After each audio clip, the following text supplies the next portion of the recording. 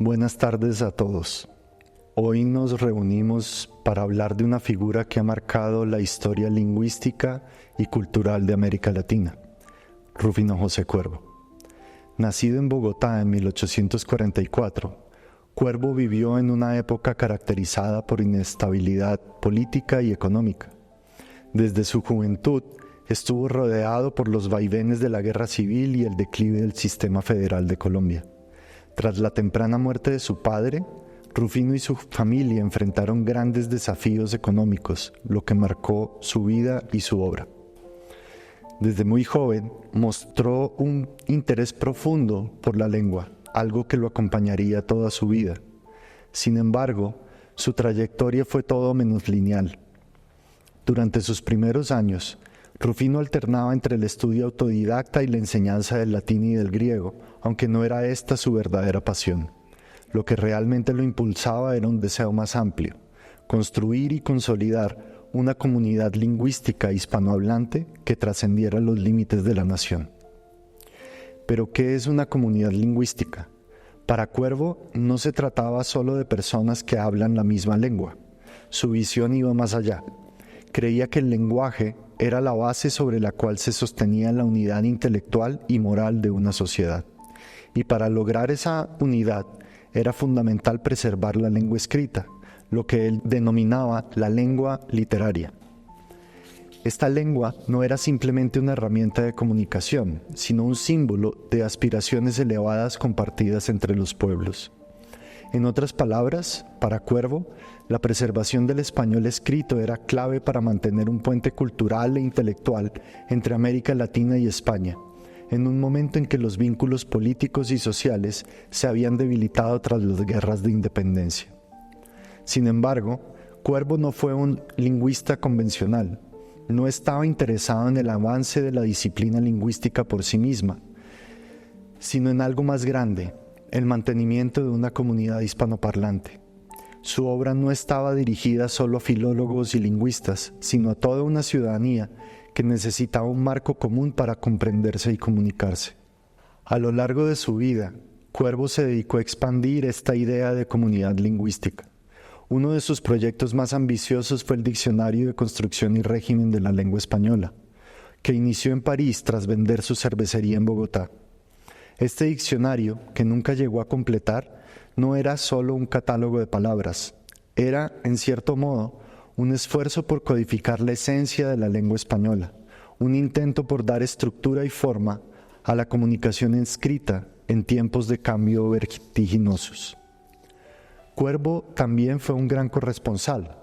A través de sus cartas mantuvo una red de intercambio intelectual con filólogos y escritores de Europa y América, demostrando así su compromiso no solo con la lengua, sino con la construcción de una red global de conocimiento. Esta capacidad de conectar con otros intelectuales muestra otro aspecto importante de su vida: la transdisciplinariedad. Cuervo no se limitaba a una sola disciplina. Sus estudios y su obra tocaban la historia, la política, la sociología y, por supuesto, la lingüística. Pero el proyecto de Cuervo no estuvo exento de tensiones. A medida que avanzaba su carrera, Cuervo comenzó a enfrentarse a las complejidades del cambio lingüístico. Sabía que la lengua no era estática, que cambiaba con el tiempo y con el uso. Esto lo llevó a adoptar un enfoque más sofisticado, reconociendo que la lengua se transforma y que su preservación no podía basarse en reglas inamovibles. Aún así, para él, la lengua literaria debía mantenerse pura y unificada. Solo así se podría garantizar una comunicación efectiva entre los países de habla hispana. Uno de los aspectos más fascinantes de su obra es cómo refleja la evolución de su pensamiento sobre la comunidad lingüística. En sus primeras obras, Cuervo veía la comunidad de manera más local, como un reflejo de patria y de los lazos familiares y culturales de su infancia en Bogotá. Sin embargo, en sus últimos escritos, su concepto de comunidad se amplía considerablemente.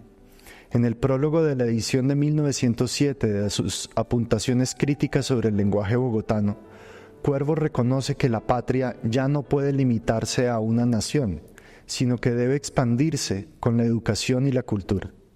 La lengua, en su visión más madura, debe ser un vehículo para esta expansión de la comunidad más allá de las fronteras nacionales. A pesar de su énfasis en la lengua literaria, Cuervo no era ingenuo. Sabía que mantener la unidad del español no era tarea fácil, especialmente en un contexto de naciones independientes. Esto lo llevó a plantearse preguntas fundamentales sobre la corrección y el cambio lingüístico. ¿Cómo preservar una lengua si está en constante transformación? ¿Cómo determinar qué formas de hablar son correctas y cuáles no lo son? Su respuesta fue un sistema comunitario del español, donde los escritores y científicos del lenguaje jugarían un papel crucial en la validación de las nuevas formas de hablar. Hacia el final de su vida, sin embargo, Cuervo comenzó a mostrar signos de duda sobre el éxito de su proyecto. En sus prólogos a obras de otros autores, como el libro de poemas Ecos Perdidos, de Antonio Gómez Restrepo, Cuervo expresa su preocupación por la dirección que estaban tomando tanto la literatura como la ciencia. Se quejaba de que la ciencia se había vuelto tediosa, que había perdido su conexión con el pasado y que ya no despertaba la curiosidad de la gente. Además, observaba con preocupación cómo la literatura contemporánea comenzaba a alejarse de los principios que él defendía. A pesar de estas dudas, Cuervo nunca dejó de luchar por su visión de una comunidad hispanohablante unida por la lengua. Incluso cuando percibía que su proyecto estaba en peligro, continuaba trabajando incansablemente en su diccionario y defendiendo la necesidad de una lengua literaria unificada.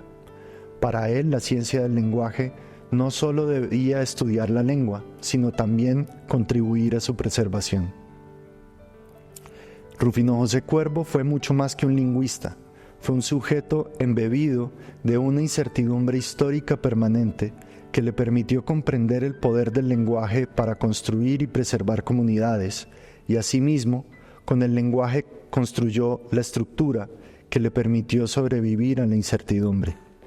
Su vida y obra nos muestran cómo la lengua puede ser puente entre tiempos, zonas y personas, y cómo su estudio nos ayuda a entender mejor no solo las palabras que usamos, sino también las sociedades que las hablan.